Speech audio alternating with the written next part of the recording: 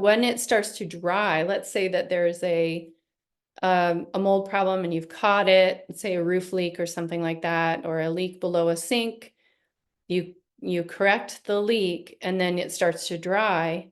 What will happen is the mold will start to release more spores. So the spores tend to be very allergic or allergenic. And so when it's drying, just like I kind of joke, it's like in the Superman movies where his parents are putting him in a little pod. I'm like, a spore.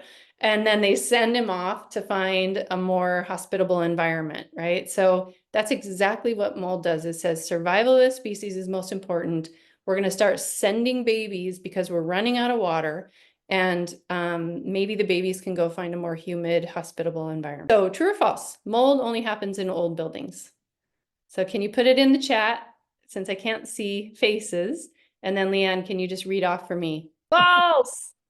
Mold can grow in any building material, even brand new, even materials that have not yet been installed within 48 hours of the water damage event, no matter how old the structure. So why is indoor mold bad? It's natural. I'm a natural person. I'm a nature gal, right? Why do I not like indoor mold? Well, because it behaves differently than outdoor mold, which we just covered.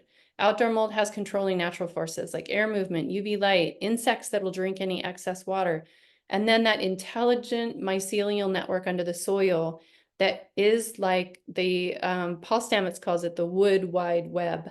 In Vedic tradition, they talk about Indra's net. It's this wisdom that helps keep things in its natural order. When it comes indoors, it begins to colonize, then compete, and then secrete toxins to defend itself.